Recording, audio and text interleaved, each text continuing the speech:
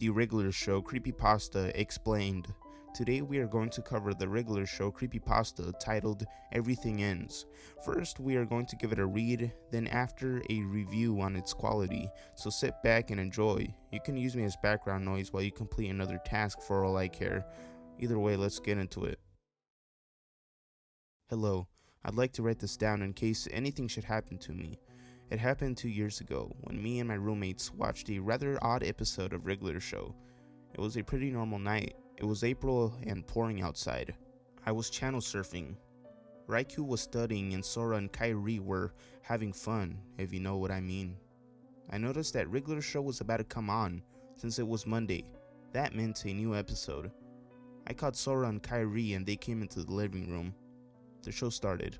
The title of the episode was Everything Ends. I thought it would be themed around Mordecai and Rigby accidentally causing the end of the world and having to reverse time. But no, nothing ever happens our way. The episode started. Mordecai and Rigby were watching TV when an ad for a gun shop came on.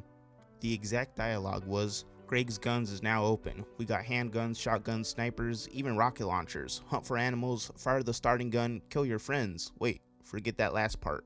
Come on down to Greg's Guns. I cocked an eyebrow in confusion. Why would they put something like this on a TV PG show? I mean, they have pushed the envelope a number of times, but is this too far? Kill your friends, eh? Well, Mordecai is in for quite a surprise, Rigby says. Judas Priest, what the fuck did Rigby just say?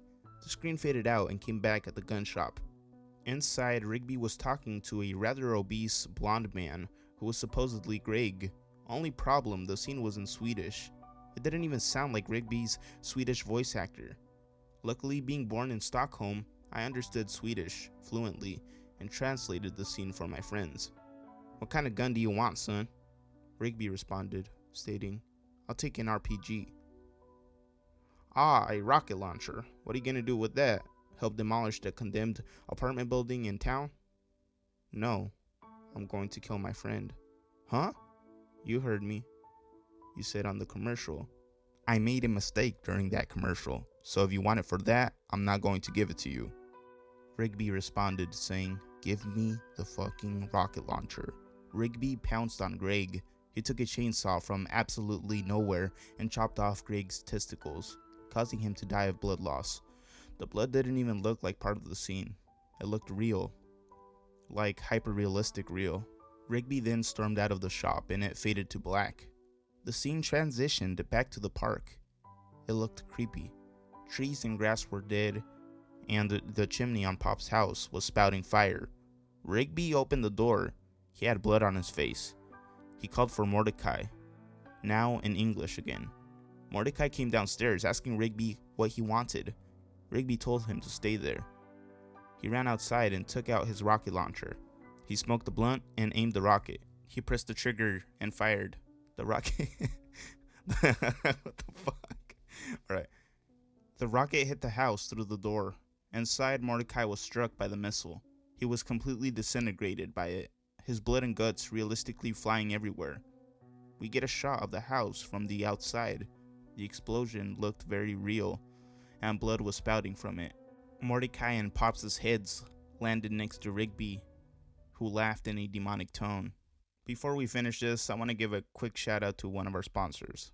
This video is sponsored by Atlas VPN. Atlas VPN is a tool that encrypts your data and hides your virtual location. When you connect to a VPN server, your device is given a new IP and DNS address. All of the traffic is then encrypted and routed towards the VPN server. This will allow you to gain access to geo-locked content on streaming services like Netflix and Disney+.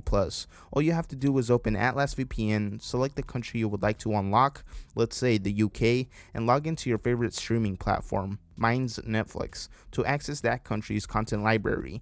Yay, I can watch Rick and Morty now. Currently, Atlas VPN is running a huge discount on their 3-year deal for just $1.39 per month with a 30-day money-back guarantee for all subscription purchases. And now with the data breach monitor feature, you can insert your email address and scan the internet to see if it ended up in any recorded data breaches or data dumps. That includes emails, names, passwords, and other sensitive information, giving you a heads up on security security breaches like a changed password. Atlas VPN is supported on any device and provides a 30-day money-back guarantee for all subscription purchases. Once again, Atlas VPN is running a huge discount on their 3-year deal for just $1.39 per month. That won't last long, so make sure to check it out by clicking the link in the video description below. Thanks, Atlas VPN. Now back to the video. Kairi ran out of the room and Sora followed her, so it was just me and Raikou. I told him what we were seeing couldn't be viewed by human eyes ever again. Back to the episode, Rigby was on a rampage. He fired rockets everywhere, adults, children, and even babies. All their body parts flew around. Rigby aimed the rocket launcher at Benson's apartment building. He fired, and the building exploded. Benson's dead body landed right next to Rigby. Rigby then said in a demonic voice, "This universe is done for. Everything is destroyed. Now I begin my conquest to destroy all, helped by Satan, starting with your universe." He pointed at the viewer. You, the one watching this episode, will be dead very soon. Remember this, everything ends. He fired the missile at the screen, and the TV shut off. Raikou vomited, and I ran to my room. The story concludes with them hitting up the creator of the show, Quintil, asking about the episode's origins, and it ended up being a haunted episode. Overall, I gotta say this creepypasta is a 10 out of 10 if this is a troll pasta. If it's not a troll pasta, then this shit's horrible, but I enjoyed its creativity. The only large criticism I have about this pasta is that it's not as focused as other creepypastas based on cartoons. It starts doing this around the end of the creepypasta where it starts to mention Quintil and some random guy that haunted the episode, but either way, I think it was just all done in humor. Let me know if you guys enjoyed this. If you want another creepypasta reading, leave it in the comments. Later.